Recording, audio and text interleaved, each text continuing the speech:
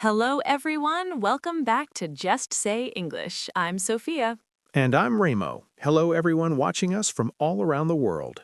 Doesn't matter if you're at home, on the bus, or even at work, we're really happy you're here learning English with us today. Absolutely. So, Sophia, how was your day?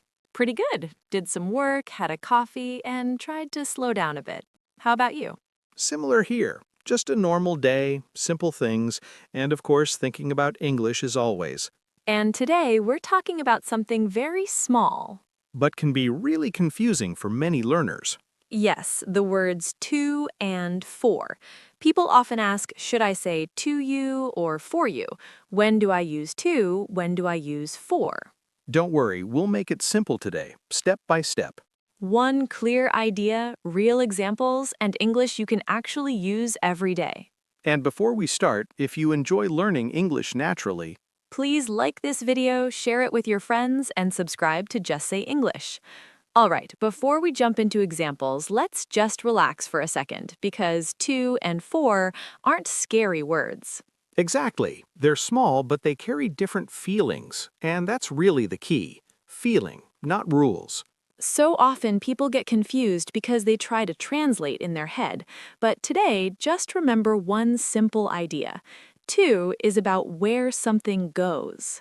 Right, it's movement, direction, or a person receiving something, from here to there.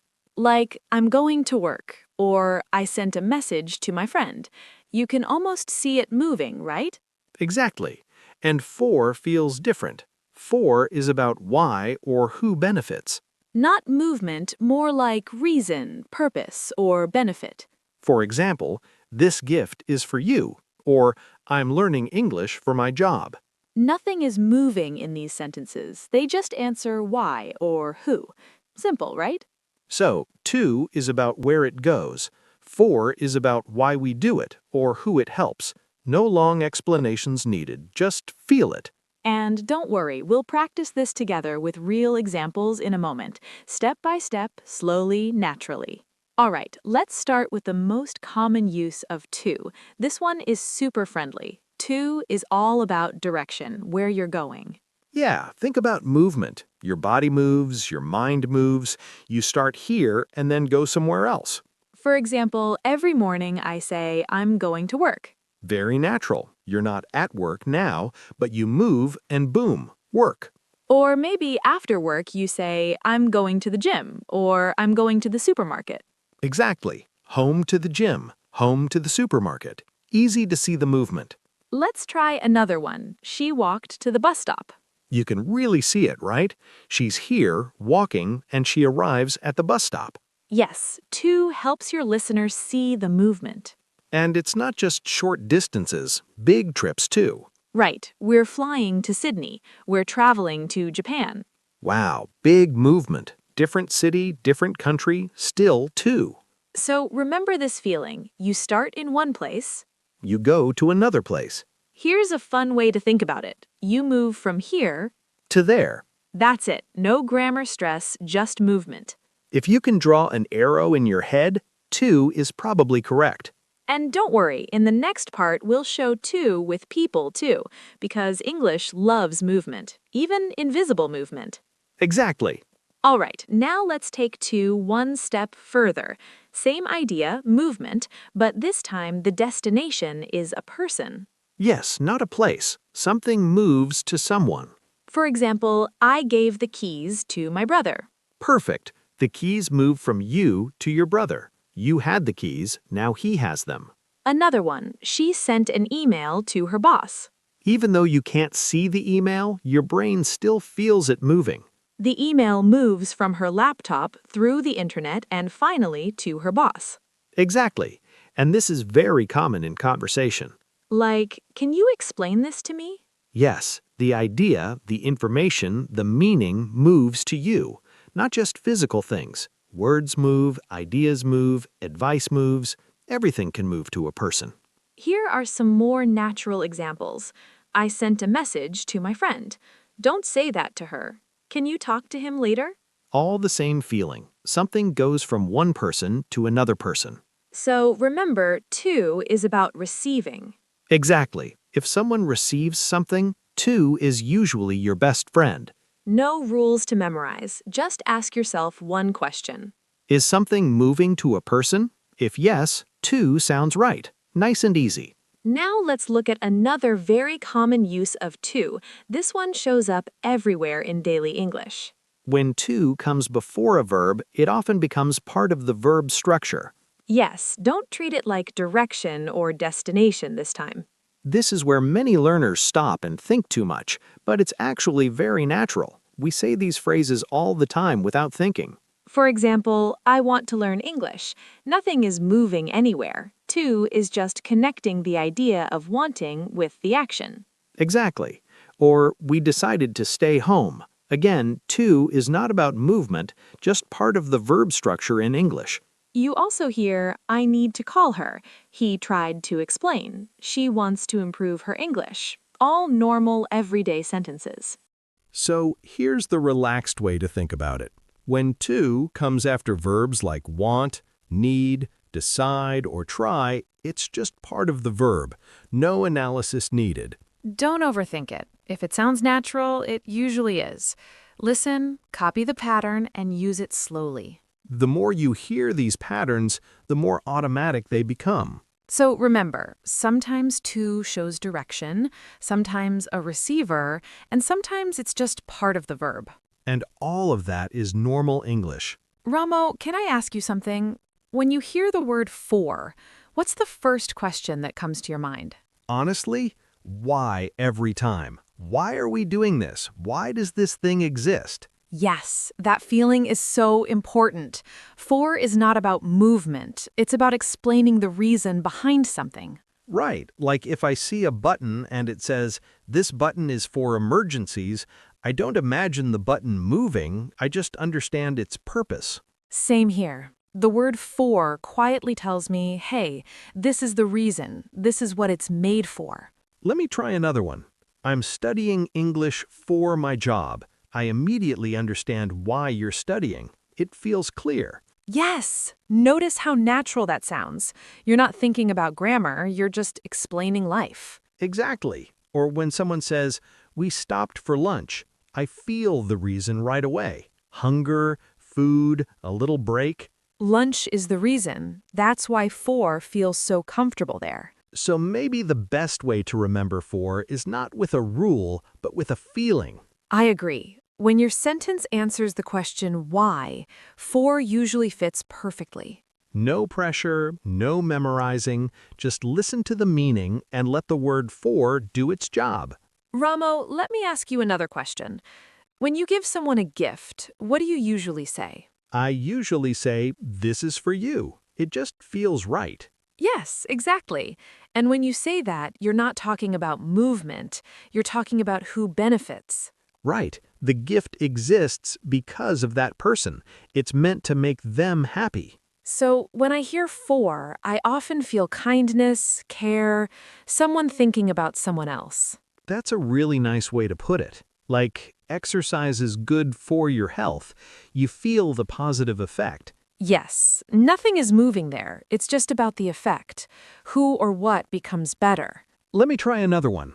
I booked a table for my friends. Exactly. They're the reason, they get the benefit. So if someone is helped, supported, or gets something good from the action, for sounds very natural. I agree. When your sentence answers the question, who is this helping, for usually fits. And again, no grammar stress, just meaning and feeling. Yes, English becomes much easier when you trust that feeling. Ramo, here's another situation where learners often pause and think too much. Time. Yes, especially when they want to talk about how long something lasts. Exactly.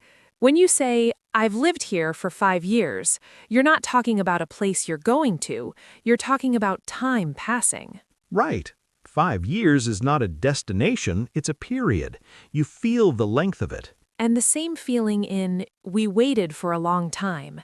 You can almost feel the waiting, minutes slowly passing. Nothing moves there. You're just describing how long the situation continues. So when you talk about duration, for sounds natural. It connects the action with how long it lasts. And that's why we don't use to here. You don't wait 5 years. You don't live a long time. Exactly. For is comfortable with time. It helps your listener feel the length. All right, Ramo, this is the part where many learners suddenly say, "Oh, now I get it," because the situation looks the same, but the feeling is different. Yes, and that's why people get confused. They see the same words, the same people, but English is listening to meaning, not just words. Let's start with a very clear example. I gave the book to Anna. How does that feel to you? It feels like movement. You had the book, and now Anna has it. The book changes hands. Exactly. Anna receives the book. Now listen to this one. I bought the book for Anna. Ah, different feeling. The book might still be with you, but the reason you bought it is Anna. Yes, same book, same Anna, but the meaning changes. One is about giving, the other is about who benefits. So this is very important. 2 is about receiving, 4 is about benefit. Let's try another one. This app is for learning English. What do you feel here? Purpose, reason. The app exists because of learning English. Right. Now compare it with, I need to learn English. Do we use for here? No, because now we're not explaining purpose. We're talking about an action we want to do. 2 becomes part of the verb. Exactly. Same word, English, but completely different role in the sentence. Let's do one more because this one happens in real life every day. I'm going to the gym. That sounds like movement. You're at home and later you arrive at the gym. Exactly. Now listen to this. I go to the gym for my health. Same gym, same person, but now we're not talking about where you go, we're talking about why you go. And that's the key idea. Same situation, different feeling.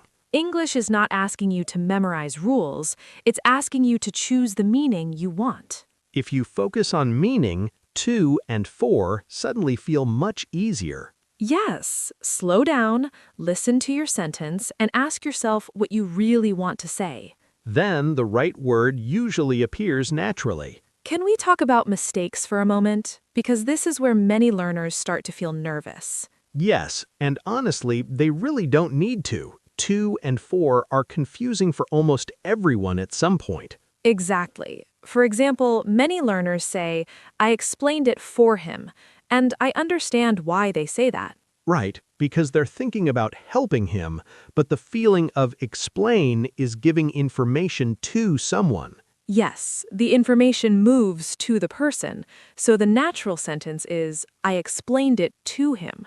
Another very common one is when people want to be kind and say, this is to you, when they mean a gift or something nice. Yes, and again, the feeling matters.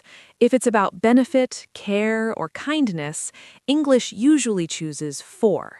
So we say, this is for you, and it sounds warm and natural. But here's the most important thing. Making these mistakes is completely normal. Even advanced learners mix this up. Even native speakers sometimes pause and think. So don't feel bad. Mistakes are part of learning. They show you you're trying, and every time you notice the feeling behind the sentence, you get a little better. Exactly. English grows slowly, and that's okay. All right, let's make this super simple. Yes, if you remember just one thing, this is enough. When you use to, quietly ask yourself, where is it going, or who receives it? And when you use for, ask yourself, why am I doing this? Or who benefits? That's it. 2 questions. No translating in your head. Just feel the meaning and let English flow naturally. All right, Ramo, we've talked a lot about 2 and 4. Now let's try a short story and feel them naturally. Yes, I like this. Real stories make it easier to remember. Yesterday, I saw you preparing something. Were you getting ready for a birthday? Yes, I was. I prepared a gift for my best friend. Oh, that's really nice. What kind of gift was it? It was something small but meaningful, and later I gave the gift to her in person. That sounds perfect. Did you also send her a message? Yes, I sent her a message to remind her about the appointment. Right, a message to someone and a reminder about something. Exactly. And of course, I'm still learning English for my future. Same here. We're all doing this for a reason. And this morning, I said, I'm going to work. And I went to the gym for my health. See? 2 equals a place, 4 equals a reason. Exactly. Everyday life, everyday English. Say it slowly, use it naturally, and it starts to feel easy. Yes, that's it. No stress, just real conversation. All right, let's quickly wrap everything up. Yes. First, to is for direction, receiver, or when it's part of a verb like want to, need to, decide to, or try to. And 4 is about purpose, benefit, or duration. Same sentence, same words, different feeling. Exactly. If something moves to someone or somewhere, use to. If you're talking about why, who benefits, or how long, use for. No need to memorize everything. Just listen, feel it, and use it naturally. All right, friends, now it's your turn. Yes, try making your own sentence using to or for. It can be about anything in your life, giving something to someone, doing something for a reason, or even about time. Write your sentence in the comments. We read all your comments and love seeing your English practice. Don't worry about mistakes. Just have fun and try to use to and for naturally. Yes, this is your chance to practice and speak English every day, even just a little bit. Remember, friends, English doesn't need to be hard. You don't need perfect grammar. Just listen, repeat, and use it a little every day. Like, share, and subscribe to Just Say English.